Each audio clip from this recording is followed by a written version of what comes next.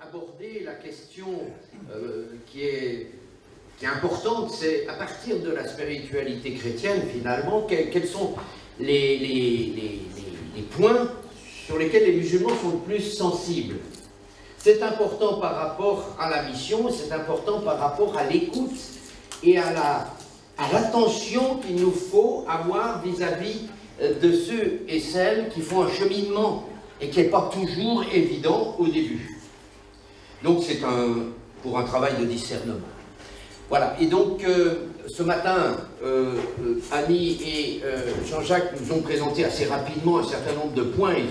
Peut-être que ça demanderait de continuer à développer un certain nombre de choses. Il y a eu sans doute des questions que ça a soulevées.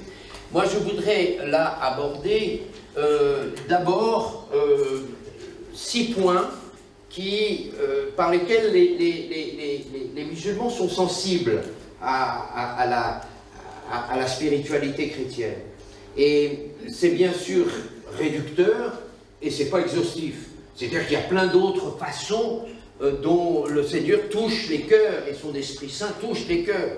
Mais c'est intéressant, il y a quelques années, Jean-Marie Godel, qui était Père Blanc, avait à partir d'une centaine de témoignages, des témoignages écrits, c'est-à-dire des gens qui avaient écrit leurs témoignages au niveau et publiés, fait un peu une recension des axes par lesquels les musulmans sont plus sensibles à la foi chrétienne et comment ils le découvrent.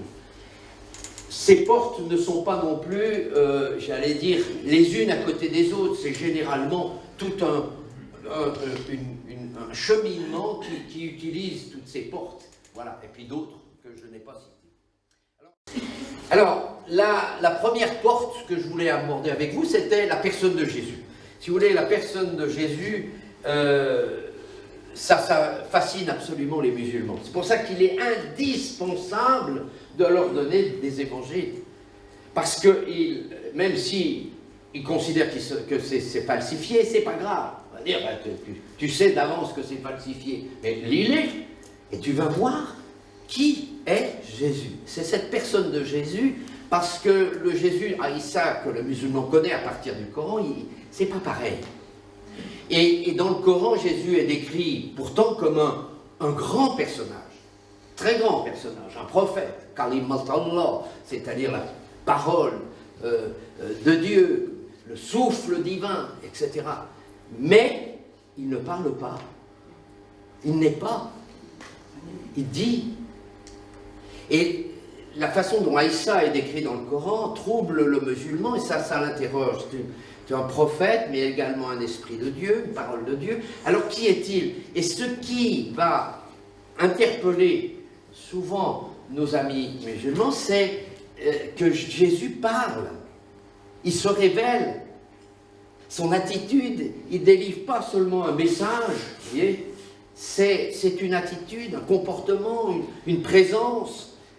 Voilà, c'est tout ce qu'il fait. Et ça bouleverse souvent les musulmans. C'est ce qu'on va essayer d'écouter le témoignage de Rachid, qui est un ancien imam et qui a été expert en théologie. Et on va un peu résumer son expérience. Là, c'est avant sa conversion, c'est quand il était encore musulman, comment son cheminement s'est fait. Vous voyez? Parce qu'après, il a vécu une conversion, mais quand il était imam, il connaissait bien l'islam, il connaissait bien le Coran, il était expert théologique, donnait des enseignements dans les mosquées, donc il connaissait bien tout ça. Comment, en fait, finalement, il a été interpellé par la personne de Jésus. Je m'appelle Rachid Belbach, je suis né au Maroc, je suis expert théologien, ex-imam, j'étais le secrétaire général de l'Assemblée internationale des experts théologiens dans le monde. D'accord. Et j'étais le président fondateur de l'Assemblée des musulmans de Corse. Et j'étais imam et on va dire quelqu'un qui prêche dans plusieurs mosquées.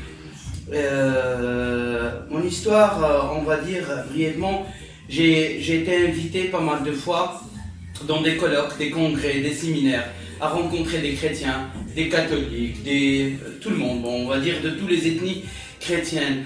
Et, J'ai vu 2-3 de tes vidéos même. oui, oui. J'ai toujours eu cette question sur Jésus, sur sa naissance, entre le Coran et entre ce que le christianisme dit.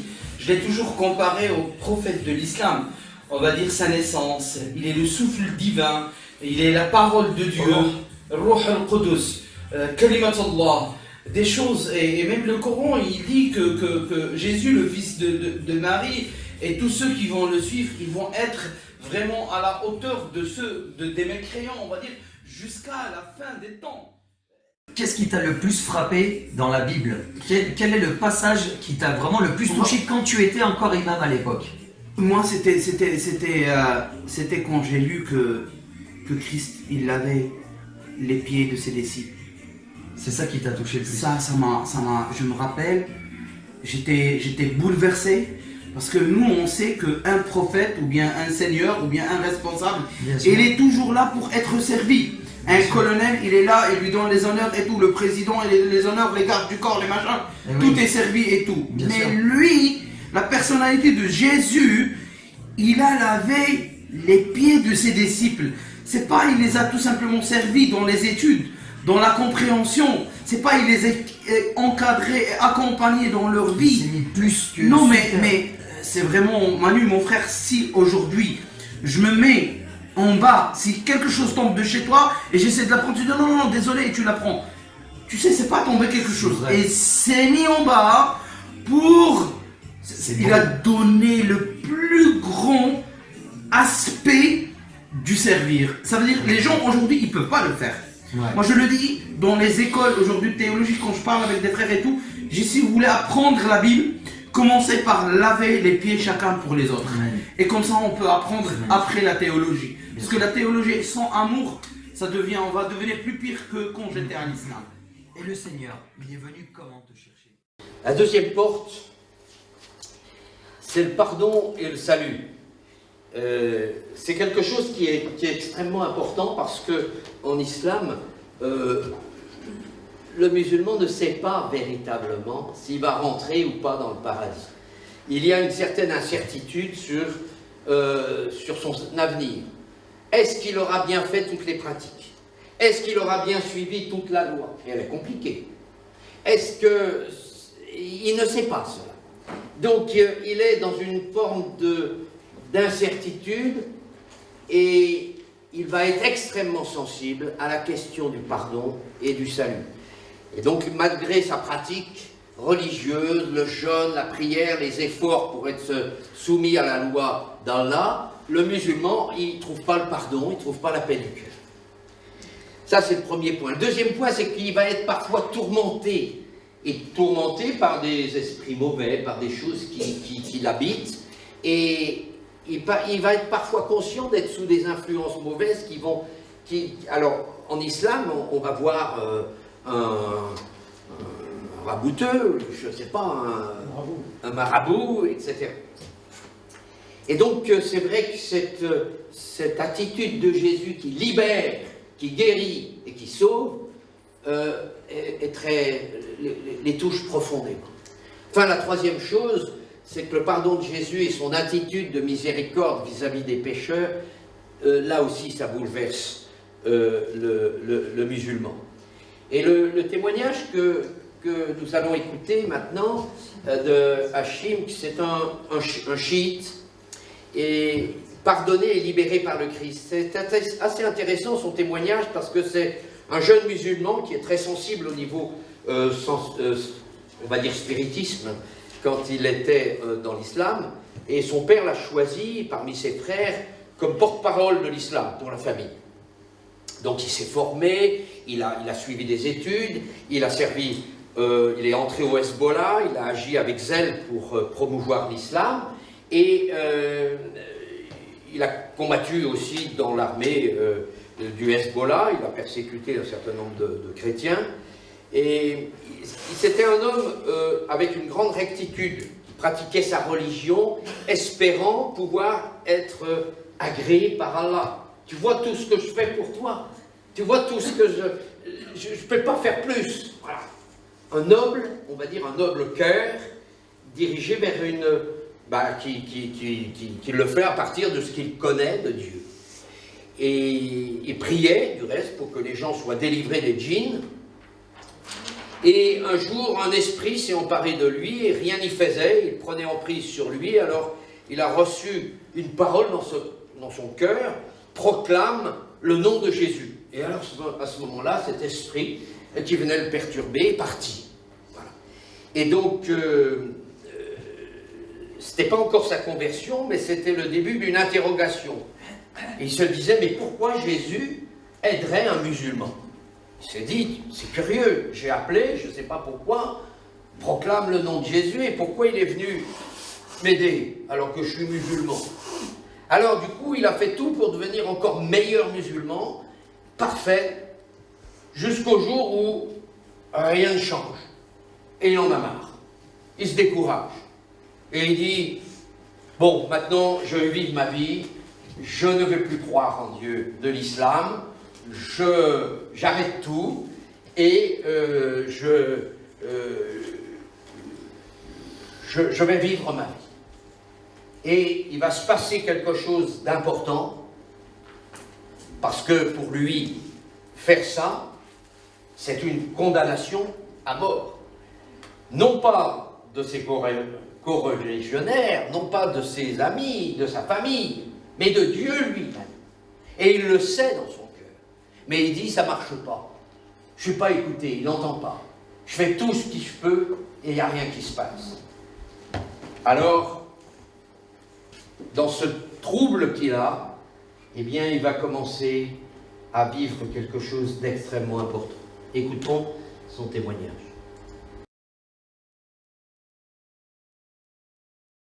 I had no answer.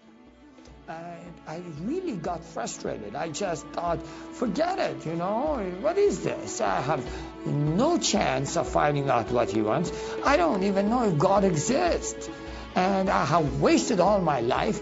I have been afraid all my life, you know, trying to do everything that would please Allah. And now he confuses me. If Allah is all great and he sees the heart, he knew in my heart I love him. And what matters if I call him whatever name I call him? He knows in my heart I love him. And if it does matter to him, I ask him. For 2 weeks I sat, prayed, and nothing happens. So, you know what? I'm going to go do my own thing. I'm going to go walk my own path. I'm going to do what pleases me. Obviously, at that very moment, I felt the power of God filled the room. Now, in Islam, the greatest sin you can commit, and you can never be forgiven for that, is doubting God himself, doubting his teachings, doubting his prophet. And I had done that. And in Islam, they teach you that Allah never visits, God never visits human beings. I feel, and I know against Islam I have committed the greatest sin that can never be forgiven. God's presence is in the room, and I'm confronted immediately with His holiness. All this is happening simultaneously, and I'm confronted with His holiness, which puts this weight of sin upon me. And I know that because He is just, He must kill me. He must wipe me off the face of the earth because I'm so full of sin. And I cried because I literally didn't want to die. But I knew there is no chance. He was so holy and I was so wicked. So I just ran to the corner of the room and I held my head in my arms and I just cried out, God forgive me, God forgive me, God forgive me, God forgive me. And I just said, forgive me, forgive me, forgive me, forgive me. And as I was crying and just saying, forgive me, I felt a touch on my shoulder saying, I forgive you. And the very instant those words were spoken, I physically felt forgiven. And I couldn't understand it. I said, wait a minute, we say Bismillah ar-Rahman ar-Rahim, in the name of God who is merciful and gracious. But we don't know if we are forgiven till the day of judgment. That is why there is not one single verse in the Quran that says Muhammad is in the heaven. he must wait like all people for the day of Qiyamah, the day of resurrection, and all shall be judged on that day.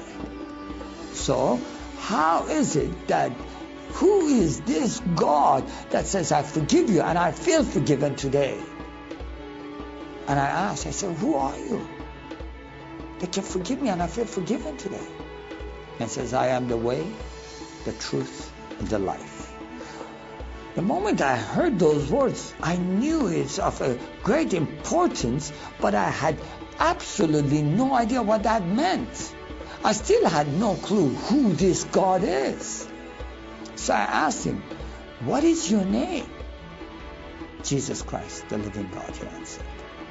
And the moment he spoke those words, it was as if every single bone was taken out of my body, and I just fell on my face to the ground, and I started weeping in the presence of God. I just wept. I still can't, this 18 years have gone by, but I still can't forget his love, his mercy, and all the, I can't forget what he is for me that day. And he just, I forgive you. I felt forgiven. I fell on my face. I just wept because for many years I had tried to please God, but that wasn't, nothing I had done was pleasing to God. Nothing I had done, it wasn't even the right God that I had known. I felt so deceived because they told me this is God and he wasn't God. They told me, "Qutulu fi sabilillah," kill in the way of Allah. And then this God says, love in the way of me, forgive in the way of me. And it was everything my heart insisted for. Said, yes, this is the truth of God. God is about forgiveness. God is about love. So I wept for 2 hours. And I just stood at his feet. La troisième porte, c'est la présence de Dieu, cette présence si prégnante de l'amour de Dieu. Je vais laisser à Salah nous parler de cela. Oui, la présence de Dieu, vous m'entendez? Non, trop bien, non. Oui, la présence de Dieu. 1, 2. Oui, un peu plus fort. Merci. Oui, la présence de Dieu. Vous savez, donc, le thème que nous abordons, c'est quels sont les points de la spiritualité chrétienne pour lesquels les musulmans sont les plus sensibles. C'est vrai que lorsqu'on aborde l'islam, on l'aborde souvent sur le plan sociologique, et historique et dogmatique. On voit, pour un peu raccourcir la chose, on voit souvent le musulman comme quelqu'un qui porte la barbe, la femme, le voile intégral, et qui est une image assez violente. L'islam fait véhiculer une image assez violente. Mais ce qu'on a tendance à occulter, c'est que le musulman, c'est un être humain, c'est un croyant. C'est quelqu'un qui a des émotions. D'ailleurs, vous l'avez vu dans ce témoignage, comment cet homme s'est mis à pleurer, comment il a été interpellé. Et le musulman vit une spiritualité. Il a une spiritualité dans sa pratique. C'est un croyant. C'est quelqu'un qui craint Dieu au fond de son cœur. Et vous savez, lorsqu'on côtoie les musulmans, bon, moi ça fait plus de 30 ans que je les côtoie de l'intérieur, si on a un regard de l'extérieur, on passe à côté de cette réalité, de cette spiritualité du musulman. Lorsque vous parlez avec un musulman, personnel, face à face, tête à tête.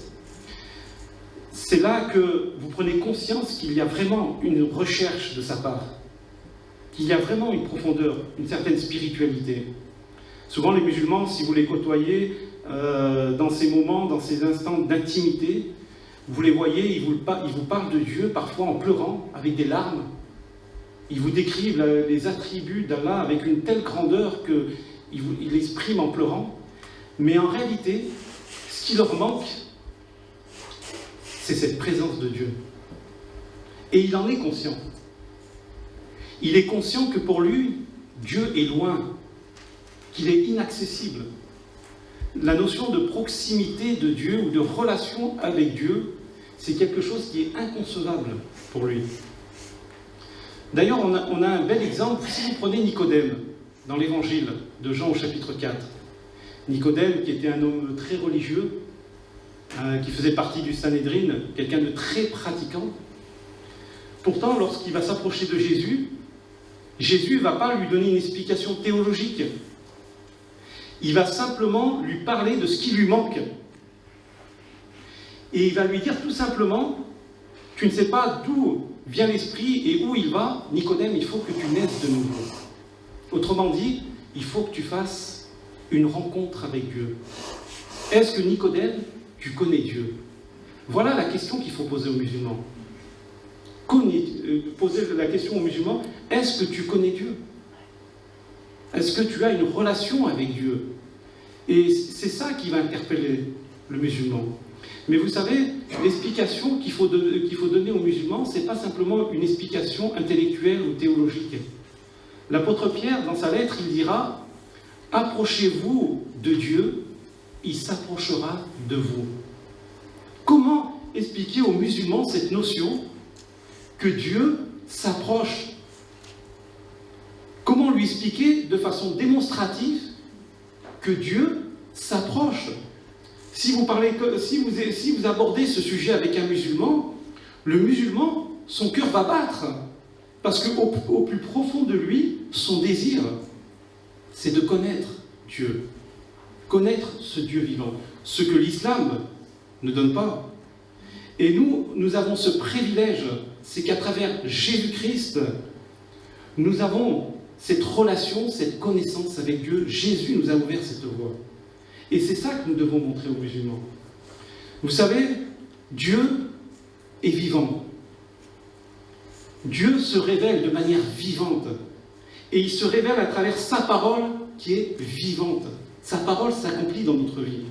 Et ce que les musulmans ont besoin de voir dans notre vie, c'est comment Dieu œuvre dans notre vie. Si nous n'avons rien à lui apporter, comment voulez-vous qu'il croie notre témoignage?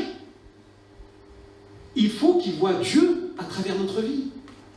C'est pour ça que cette transformation que le Seigneur opère en nous, si quelqu'un est en Christ, les choses anciennes sont passées, voici toutes choses sont devenues nouvelles, c'est l'œuvre du Saint-Esprit, l'Esprit de Dieu. C'est l'œuvre de Dieu que le musulman a besoin de voir.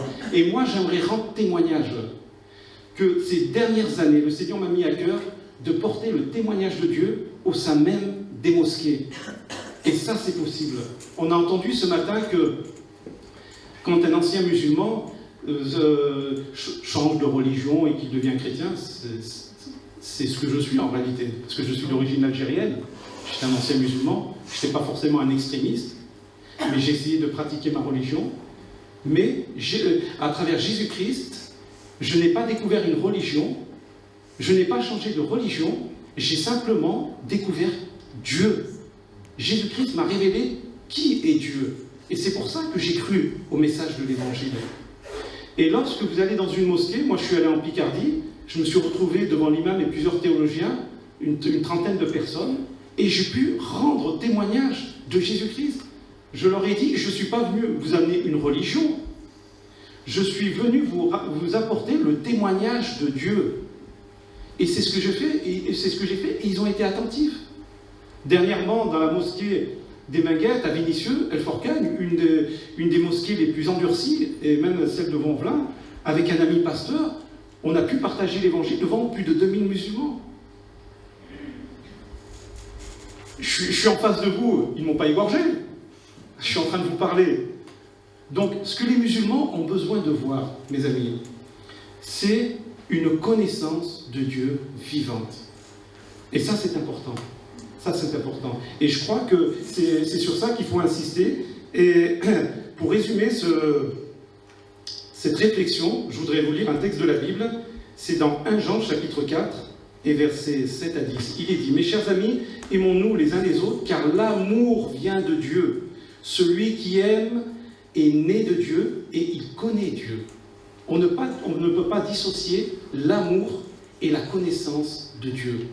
Si on n'a pas cet amour pour le musulman, on ne peut pas démontrer cette connaissance de Dieu. L'amour est lié à la connaissance de Dieu. Voici comment Dieu a manifesté son amour pour nous. Il a envoyé son Fils unique dans le monde pour que par lui nous ayons la vie. Voilà la démonstration de Dieu. Dieu se fait connaître par la vie.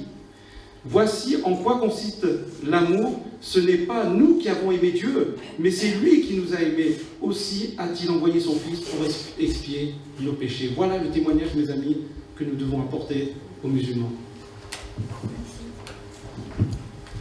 Nous allons écouter, c'est intéressant, un petit dialogue entre Salah et Nadia. C'est Nadia. Je suis une amie de Salah, de confession musulmane, pratiquante. Je pense, sans aucune prétention, être une musulmane ouverte, moderne, tolérante, pour être à l'écoute de chacun et de penser au partage. Voilà. S'il fallait que tu arrives à résumer le partage qu'on a eu, qu'est-ce que tu as compris dans ce que j'ai essayé de te partager, essayer de te communiquer par rapport à ce message de la Bible? Qu'est-ce que tu as compris de ma part? Alors, la chose, je pense, la plus importante que j'ai pu apprendre au travers de tous les récits et de toutes les explications de la part de Salah, c'est que Dieu est amour et que Dieu est grand, Dieu est pour tout le monde, et que pour les chrétiens, accepter Jésus, c'est s'offrir la vie éternelle. Voilà ce que j'ai appris de la part de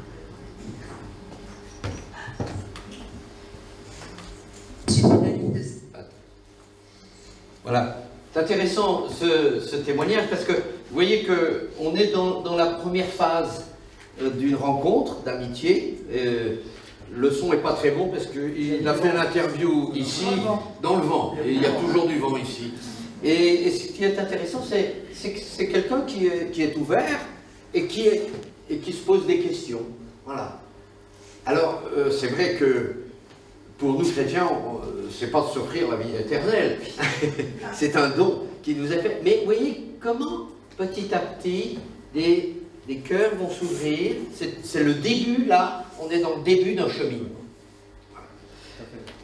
La quatrième porte, j'avance parce que nous sommes un peu en retard, c'est la recherche de la vérité.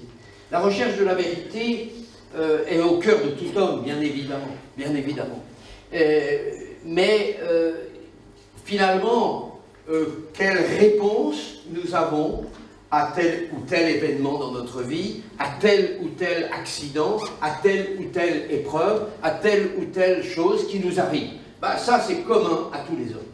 Et ça, c'est un élément extrêmement important de comprendre que le décès d'un ami, d'un proche, il affecte autant un chrétien qu'un musulman, qu'un athée, etc. Et donc, cette recherche de la vérité, pourquoi ça m'arrive? Pourquoi à moi? Pourquoi ceci? Pourquoi cela? Etc. C'est un démarrage. À partir de la lecture du Coran, le musulman qui se pose des questions constate des incohérences. On en a parlé un petit peu ce matin, c'est trop court pour aller plus loin. Il voit des confusions, il voit des erreurs. Et de temps en temps, c'est important de le voir avec lui, de lui montrer, regarde, c'est pas mon interprétation, c'est ce qui est dit. Et souvent, malgré une pratique méticuleuse, on l'a vu, ils ne trouvent pas de réponse à leurs questions existentielles. Et je ne veux pas reprendre le témoignage de Salah, mais vous l'avez sur YouTube et autres, où effectivement, c'était une de tes questions, c'est que tu ne trouvais pas de réponse, et l'imam te disait, te pose pas de questions. Voilà. Et ça ira mieux, comme ça, il n'y aura pas de réponse, et ça sera mieux. Voilà. Mais il y avait au cœur ce besoin. Écoutons la recherche de la vérité chez une musulmane. Elle n'a pas voulu donner son visage.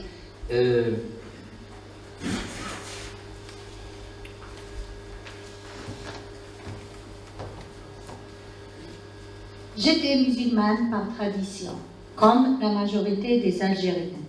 Dieu était pour moi loin, même très loin. L'islam parle d'un Dieu qui châtie sévèrement, un Dieu toujours en colère, un Dieu dur, qui n'attend que notre punition en cas d'erreur, si on n'applique pas les enseignements de l'islam. L'expression Dieu d'amour, je ne l'ai jamais trouvée dans l'islam, ni Dieu de paix. Même s'il existe des versets coraniques qui parlent d'un Dieu miséricordieux, de nombreux versets contredisent cela. On trouve plusieurs paradoxes dans le Coran. Voilà l'atmosphère dans laquelle j'ai été élevée. J'étais une personne très ambitieuse. J'aimais la vie. Je voulais réussir à tout prix. Je fonçais vers l'avant. Je ne reculais jamais. Je me suis fait un conte de fées dans ma tête. Pour moi, ma vie devait être remplie de toutes les bénédictions terrestres. Et rien n'allait faire obstacle à mes rêves. Mais il existait une pensée qui me venait souvent à l'esprit. Et Dieu dans tout cela? Alors je me disais toujours, Dieu, je penserai à lui quand je m'approcherai de la vieillesse. Je veux d'abord vivre ma vie. Et jusqu'au jour où j'ai vu dans un rêve un fait qui concerne mon avenir. Dieu m'avait montré que j'allais vivre une déception amoureuse, qui allait me faire souffrir. Effectivement, tout s'est déroulé tel que je l'avais vu dans le rêve. D'ailleurs, cette déception m'avait vraiment brisée.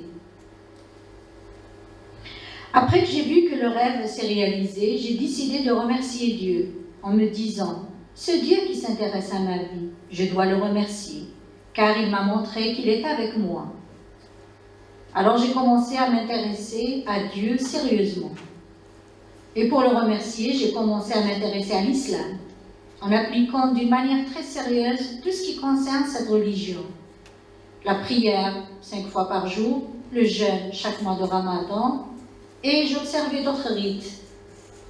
Mais les années passées, rien n'avait changé dans ma vie, depuis cette déception que j'ai eue. Un vide immense habitait en moi.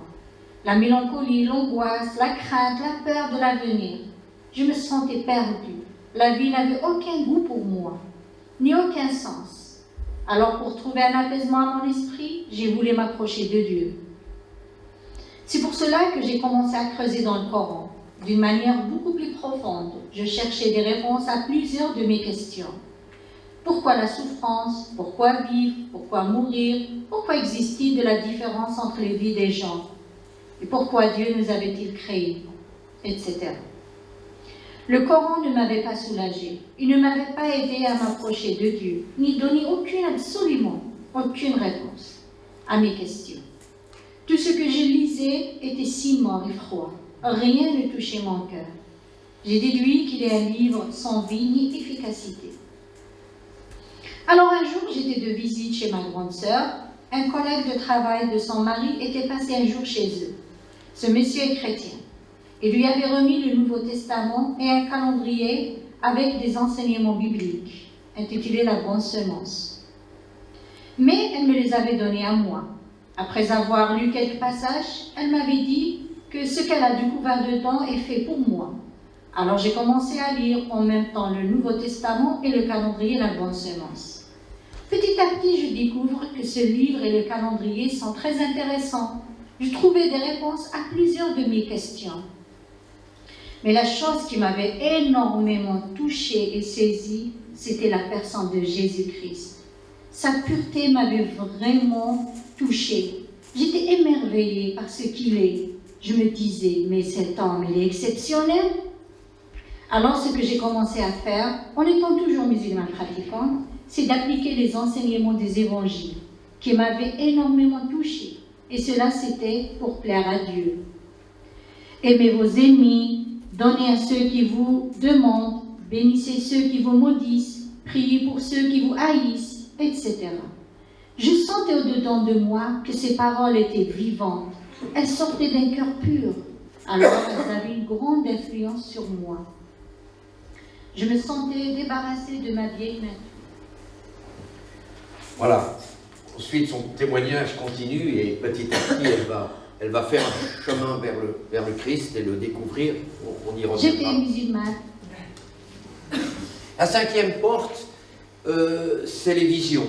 Et je crois que beaucoup savent que effectivement, les songes, les visions sont très importants dans le monde, j'allais dire pas seulement musulman, mais dans le monde sémite en particulier. Alors parfois c'est bouleversant, comme avec le témoignage de Shahnaz en Iran. C'est une jeune fille qui, après une rencontre, est devenue chrétienne et son père est furieux et avec un scénario assez classique, en pareil cas, il essaye de la dissuader d'abord par la manière douce, ça ne marche pas, par la manière forte, ça ne marche pas, il la frappe, ça ne marche pas.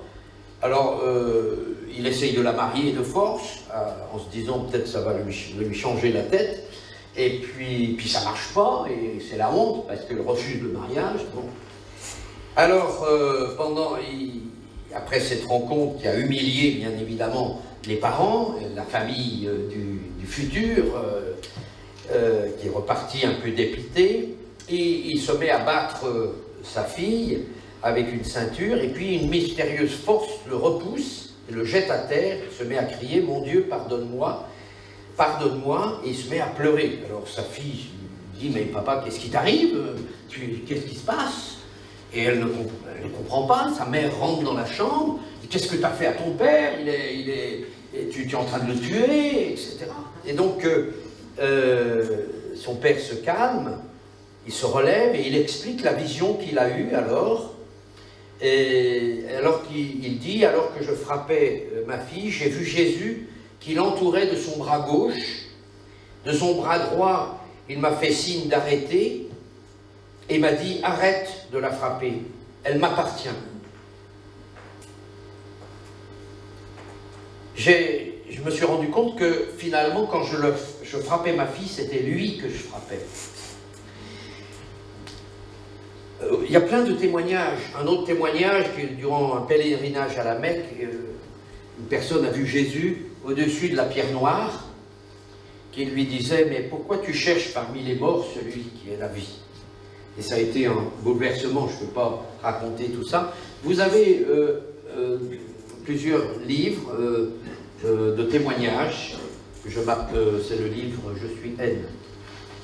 Ah oui. Je suis haine, vous verrez, il y a à peu près une vingtaine, trentaine de témoignages.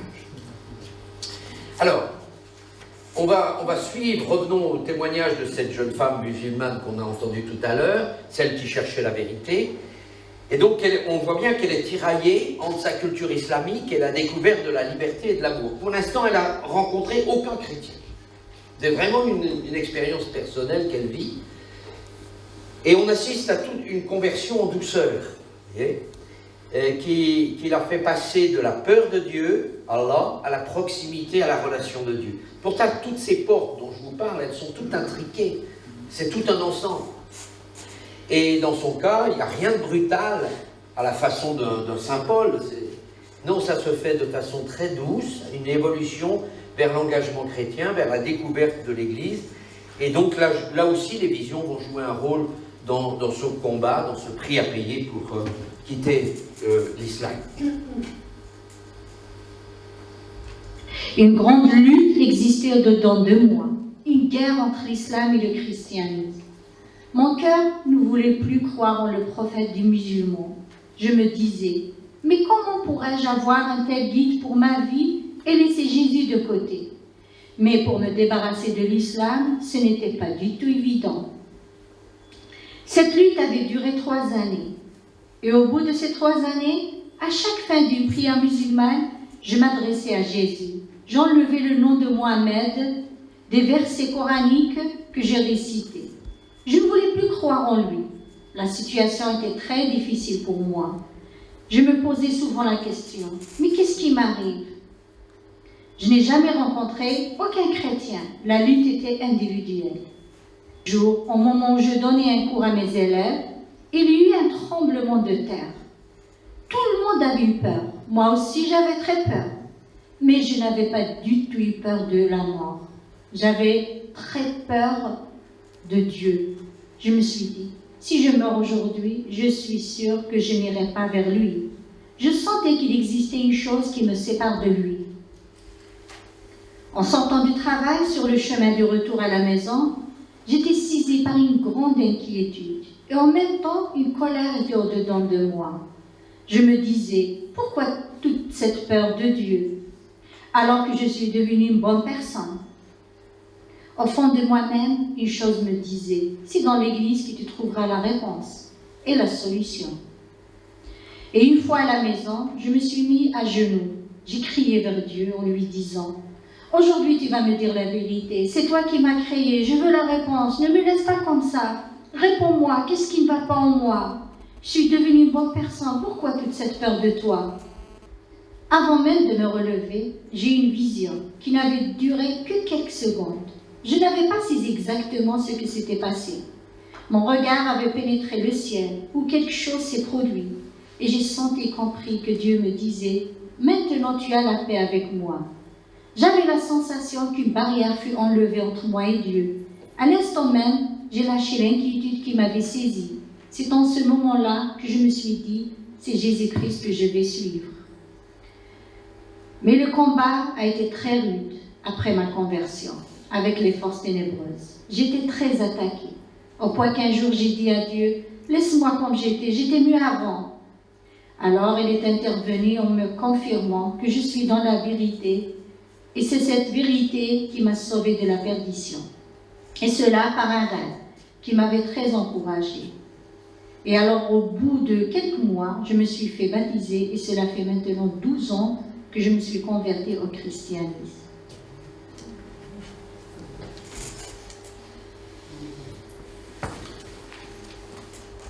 Une grande lutte existait. La 6e porte, la dernière, il faut que j'avance un peu, parce que le temps nous compte, la rencontre avec des chrétiens, et c'est très important. Parfois, c'est des choses extrêmement simples, un simple geste. C'est Pierre qui témoigne qu'avant de devenir chrétien, il était imam. Et vous savez qu'est-ce qui a mis en route cet homme? Cet homme avait eu un accident, il était blessé, il avait des béquilles, il monte dans le métro, il rentre dans le métro, et là il voit une vieille dame qui a une croix, et cette vieille dame lui dit « Monsieur, s'il vous plaît, asseyez-vous ». Et dans son cœur, il se dit « Mais comment quelqu'un, une chrétienne, parce qu'il avait la croix, une chrétienne, pourrait aller en enfer alors qu'elle est si bonne avec moi ?» Voilà le point de départ, le démarrage qui va conduire cet homme à être baptisé, il s'appelait Pierre. Donc, la rencontre avec un chrétien qui confesse avec respect et fierté sa foi est importante. Musulman respecte profondément celui qui confesse sa foi. Et il a beaucoup de mépris pour celui qui finalement est très tiède. Important parce que nous ne sommes pas dans la même logique. En islam, il faut affirmer, avec amour, mais affirmer. Et cette affirmation, elle n'est pas présomption, elle n'est pas imposition, elle n'est pas, j'allais dire, forcée. Non, c'est quelqu'un qui va être capable de répondre à leurs questions religieuses et existentielles. Ils n'ont pas besoin qu'on leur réponde sur les valeurs. Ils n'ont pas besoin qu'on leur réponde sur des trucs un peu insipides. Qu'est-ce qui t'habite? Notre vie doit poser question aux musulmans.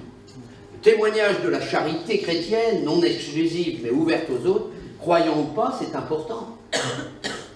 En islam, il y a cette entraide. Qatar Charity, par exemple, sous ce titre-là, déverse des milliards dans le monde pour des institutions, mais c'est essentiellement musulman. Les chrétiens qui vivent en communauté aussi, ça les interpelle. Ceux qui essayent d'organiser la vie parfaite, est dit dans le Coran. Et ça les interroge. Voilà. Donc il y a un vrai enjeu pour les chrétiens. Et on va écouter, si ça marche, le témoignage du parcours de Siam. Je trouvais intéressant son parcours à vous le montrer. Alors je l'explique un peu. C'est une jeune fille qui est dans un collège, ça fait un peu la transition avec cet après-midi. C'est assez impressionnant. On voit toute l'entraide entre les CPE, les professeurs, les assistantes sociales d'un collège, etc., chez une jeune fille qui va passer d'une situation dramatique à une rencontre personnelle avec Jésus. Et donc, ça souligne tout le rôle que peuvent jouer les chrétiens dans l'environnement d'un jeune entre eux. Et donc, vous pouvez écouter son témoignage en entier sur YouTube, mais je vais le résumer. Elle est née dans une famille musulmane de banlieue. Elle est très encadrée par sa famille, son père, ses frères qui font la loi.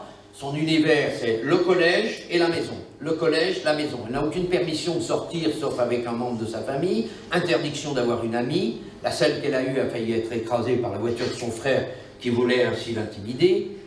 Siam est néanmoins en contact avec le collège, avec le monde extérieur, et elle décide un jour de fuir de chez elle, car plus elle grandit, plus elle est battue, plus elle a envie de s'émanciper. Alors elle parle de tout ça à son principal de collège, qui fait remonter cela au procureur, je passe les détails, même si son premier placement dans un foyer d'hébergement d'urgence a lieu dans des conditions absolument surréalistes, mais il faut savoir que tout ça, ça se passe en France. Hein. Voilà.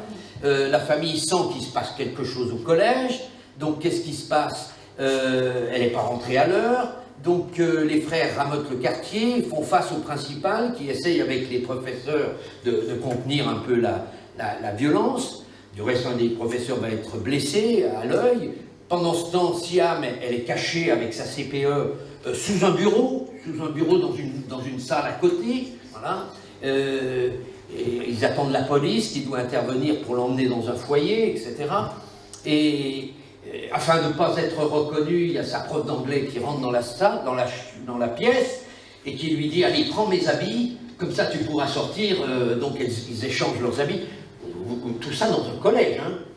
Vous voyez l'implication incroyable des enseignants, des profs, qui sont là et qui voient, perçoivent. C'est pas simplement, oui, bon, crise d'ado. Et donc, Siam, grâce à l'amour d'une famille chrétienne, va retrouver la paix et va découvrir pour elle l'amour de Jésus. Écoutons son témoignage. Au fur et à mesure des années, j'ai fait beaucoup de foyers, de familles d'accueil, et un jour j'ai décidé de vouloir me suicider après avoir testé l'alcool, après avoir essayé de fumer du cannabis, après avoir vouloir séduire certains hommes, parce que j'étais en manque d'amour au fond de moi. J'ai décidé de vouloir me tuer, j'ai décidé de me suicider, et il y avait une route, une sorte d'autoroute qui était là, en face de ce foyer, et j'ai voulu m'adresser à Dieu, et j'ai crié à Dieu vraiment de tout mon cœur, et je lui ai dit, parce que j'avais quand même cet enseignement, cette base que Dieu m'avait donnée, que mes parents m'avaient donnée, et j'ai vraiment crié à Dieu, et j'ai dit, toi là-haut, si tu existes vraiment, fais quelque chose pour moi. Je ne sais pas s'il faut être musulmane, je ne sais pas s'il faut être chrétienne, mais si tu existes vraiment, fais quelque chose pour ma vie. Et je voulais vraiment une famille d'accueil qui puisse m'aimer, je voulais vraiment une famille d'accueil qui puisse me donner cet équilibre de vie, cet épanouissement dont j'avais besoin. Et je ne m'attendais pas, en fait, avoir une réponse si rapidement. Parce qu'en temps normal, pour pouvoir trouver une famille d'accueil en étant ado, à cet âge-là, j'avais 16 ans, et trouver une famille d'accueil, c'est très compliqué. Il nous faut à peu près 3 mois, tout en sachant qu'il y a plein d'autres dossiers qui sont derrière. Et moi, en 2 jours, c'était fait. En 2 jours, j'ai eu un coup de téléphone, en fait, d'une association qui disait qu'il y avait une place pour moi, alors qu'il y en avait plein d'autres derrière. Et moi, je me souvenais, au fond de moi, je me souvenais de ce que j'avais prié, de ce que j'avais dit à Dieu, de ce que j'avais crié à Dieu. Et le week-end qui a suivi, je me suis retrouvée, en fait, avec une famille d'accueil. Alors, ils sont venus me chercher. Le week-end qui a suivi, je suis montée dans la voiture. Et il y avait cette chanson qui parlait de la création de Dieu, qui parlait de l'univers, qui parlait de Dieu. Et je me suis mise à pleurer, j'étais effondrée complètement dans la voiture à pleurer. Je sentais vraiment une présence qui était là, je sentais vraiment l'amour de Dieu qui était là. Et au fond de moi, je savais que Dieu m'avait répondu. Je savais que c'était lui qui m'avait trouvé une famille d'accueil et qu'en plus de cela, cette famille d'accueil était chrétienne. Et je savais que c'était Dieu qui me répondait, mais d'un autre côté, j'avais besoin de cet amour et cette présence-là m'a vraiment complètement comblée de cet amour. Et je regardais les cieux, je regardais la terre et je me disais comment moi, aussi petite que je suis, aussi grand est l'univers et Dieu s'est occupé de moi. Dieu a pris le temps de m'écouter, d'entendre mon cri et de dire je vais m'occuper de toi. Après, les années ont suivi et Dieu m'a vraiment parlé, Dieu a vraiment touché mon cœur, a vraiment comblé mon cœur, l'amour d'un père et d'une mère. Je peux dire aujourd'hui que Dieu est mon père. Je peux dire aujourd'hui que Dieu m'a changé, que Dieu m'a délivré. Je n'ai plus peur, je n'ai plus ces frayeurs que j'avais autrefois. Je vis librement. Au fur et à mesure des années, vraiment, Dieu m'a vraiment touchée. Mais ce qui m'a le plus touchée, vraiment, ce qui m'a vraiment beaucoup plus, cette expérience que j'ai faite dans ma chambre, où Dieu m'a vraiment parlé, je me suis dit que j'allais réessayer de parler comme je l'avais fait pour ma famille d'accueil, pour avoir une famille d'accueil, et je l'ai fait. Et à un moment donné, je me suis trouvée folle. Je me suis dit, je parle à un mur, je parle à un Dieu qui parle, parce que pour moi, c'était impossible que Dieu puisse parler. Et j'ai réessayé, j'ai prié, j'ai commencé à vouloir dire, à vouloir parler. Et puis après, j'ai arrêté. J'avais demandé une Bible, en fait, à ma famille d'accueil pour essayer de connaître, essayer de comprendre ce qu'ils vivaient. Et c'est comme si qu'une petite voix au fond de moi me disait « Va dans le psaume 143 ». Et alors, je suis allée voir dans le psaume 143 et à ce moment-là, ce que j'avais dit, ce que je venais de dire, c'était le psaume 143. Et là, je me suis vraiment effondrée dans ma chambre. J'ai vraiment été touchée par l'amour de Dieu. Et ensuite, par la suite, j'ai décidé de donner mon cœur à Jésus. Je savais que Dieu me parlait, je savais que Dieu avait quelque chose pour ma vie. Et j'ai décidé de rentrer pleinement dans les projets qu'il a formés sur ma vie. Et depuis, je suis libérée de tout fardeau, de toute frayeur. Je suis libre en Jésus. Et je peux dire aujourd'hui, merci Seigneur, merci de ce qu'il est venu vraiment transformer ma vie, me combler de cet amour d'un père et d'une mère. Je n'ai jamais manqué de l'amour d'un père et d'une mère. Dieu l'a toujours comblé. Dans les moments les plus difficiles, Dieu était là. Et vraiment, je décide aujourd'hui de rentrer pleinement dans les projets qu'il a formés sur ma vie, car lui seul connaît les projets qu'il a formés sur nous, projets de paix et non de malheur, afin de nous donner un avenir et de l'espérance. Je vais terminer sur le témoignage, parce que je suis très content, là en espérant que cette fois-ci, ça sera bon. Donc j'ai commencé à pratiquer ma religion islamique, le Coran, l'islam, parce que je suis algérien, donc j'étais musulman. J'ai commencé à pratiquer ma religion parce que ma vie, d'un jour au lendemain, elle a basculé dans les tourments, dans la détresse, dans la dépression. Et puis j'ai commencé à apprendre ma religion. Je me suis approché de mon père parce que je ne connaissais pas la pratique de ma religion, de mes 5 prières, je ne savais pas. Donc j'ai commencé à aller à la mosquée avec mon père et avec mon frère. J'ai commencé à la mosquée, pratiquer mes 5 prières, les rituels donc, islamiques, le ramadan, comme tout bon musulman, les 5 piliers de l'islam. Et puis ma vie, elle a commencé à se dégrader. Et puis chez nous, on a un rituel, c'est lorsqu'on n'est pas bien, lorsqu'on dort mal, lorsqu'on est angoissé, on est parti voir un hajj. J'ai commencé à pratiquer les rituels coraniques, il m'a fait des talismans pour pouvoir dormir le soir, pour pouvoir avoir la paix. Mais ma vie, elle ne changeait pas, ma vie, elle se dégradait.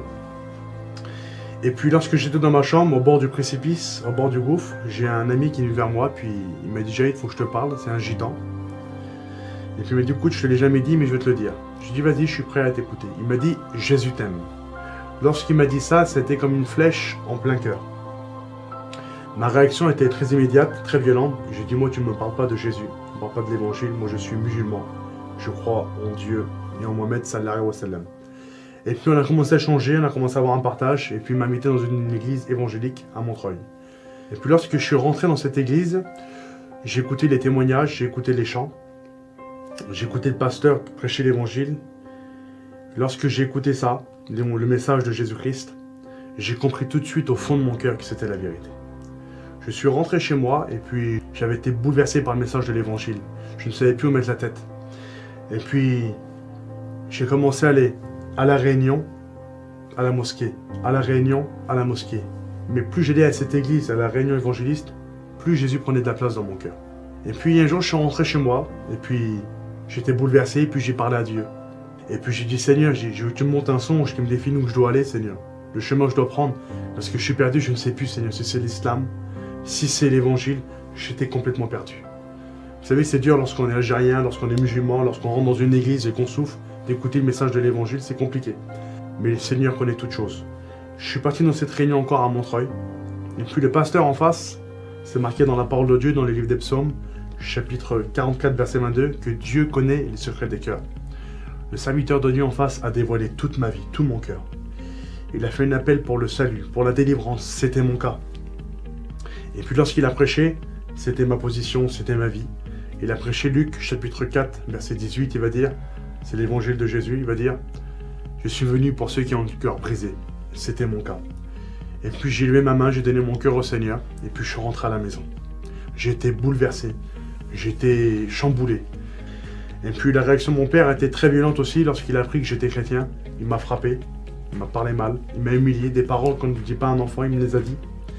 Mais je bénis Dieu, parce que ce qui est impossible à l'homme est possible à Dieu. Aujourd'hui, Dieu a fait des grandes choses dans ma vie. Dieu aujourd'hui a touché le cœur de mon père. Il est converti à l'évangile. J'ai ma mère qui s'est convertie à l'évangile. J'ai ma sœur qui s'est convertie à l'évangile. Il me reste 2 frères. Il y en a un qui sait que l'évangile c'est la vérité dans son cœur, mais il est encore lié. Et puis il faudra dire une chose aujourd'hui. Peu importe la souffrance que tu as, l'état de ton cœur, l'état de ta vie, il faudra dire une chose aujourd'hui. Livre de Daniel, chapitre 2, verset 21. Il est le Dieu qui change les temps et les circonstances. Il faudra dire aujourd'hui que Dieu est capable de toucher ton cœur, peu importe où tu es, peu importe la situation que tu as, ce que tu vis, par où tu passes, Dieu est capable d'agir. Je voudrais dire un dernier texte de la parole de Dieu qui a touché mon cœur dans l'évangile de Jean, chapitre 6, verset 37. Parole de Christ, qui a touché mon cœur et qui pourra toucher la tienne. Jésus va le déclarer. Il va dire, je ne mettrai pas dehors celui qui vient à moi. Donc peu importe où tu es, pour te dire une chose, que le Seigneur t'accueille, que Dieu te bénisse.